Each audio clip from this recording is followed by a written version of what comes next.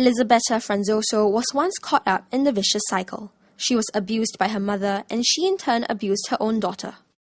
Today, she has successfully turned her life around and is now a counselor and an author. The story of her transformation is documented in the book. Stella's mom gets her groove back. Physical or verbal, abuse comes in many forms. The book aims to inspire people into action against abuse and to take responsibility for one's actions. The theme of the book is the story of my change, of my transformation since I came here in Singapore in 1995, and I decided to take my life in my hands because there were certain behavior that were sabotaging my life in family with my husband and my daughter. So I decided to look inside, discover what was there that was triggering me a lot of anger, and then searching the root and resolving what was still pending in the past in order to be a better person, wife, and a mother in the present. I was abusive with my daughter. I was physical abusive until she was 4. When I came here in Singapore, she was 2.5. And I was also verbally abusive with my husband. I was not happy. I couldn't find really the passion in my work. So those were the big challenges. But major, what really triggered me is the story in the book, is how I felt so guilty and shame for what I was doing to my daughter, because that was what my mother was doing. So I was repeating a cycle of abuse, physical, emotional, verbal.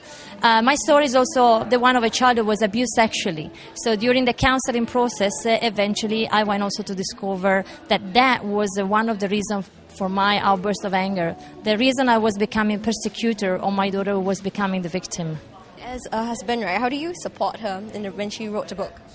Well, when this kind of things happen, especially when you write a book which is about personal history, we are not equipped, we are not born to know what we have to do in order to help a wife which is going through. It's not just a question of writing a book, it's a question of emotionality as well. And there was a lot of emotion, there were a lot of hours until late, and a lot of mood changing and emotionality around. So what I did basically is I learned how to support her. At the beginning it was not very easy. Actually, I was sabotaging sometimes because I was saying, what about me? What it is my time? And why you are spending so much time on something? And so I became very selfish. But then slowly I learned that by supporting her I could understand and learn more about myself. What was the trigger that enabled you to write the book?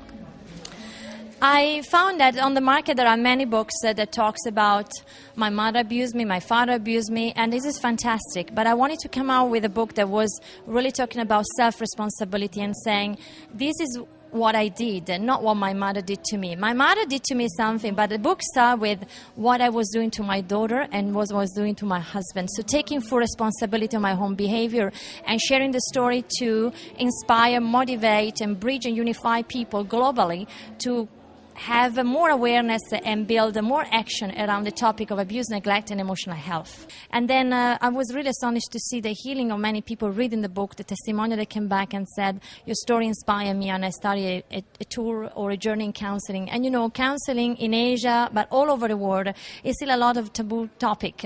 So the fact that, you know, the book inspire others to approach counseling or to approach a journey of self-exploration and self-responsibility, that for me was really an astonishing surprise. But you know, I wrote with that intent, and so surprised, but not really properly surprised. It was really what I wanted. I wanted to reach out to people and send out a strong message. Don't be afraid when you need to change something in yourself.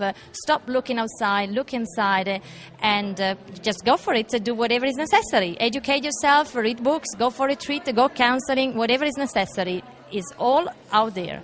It's been 13 years since Elisabetta abused her daughter. Do the scars linger? We ask Stella in the next video.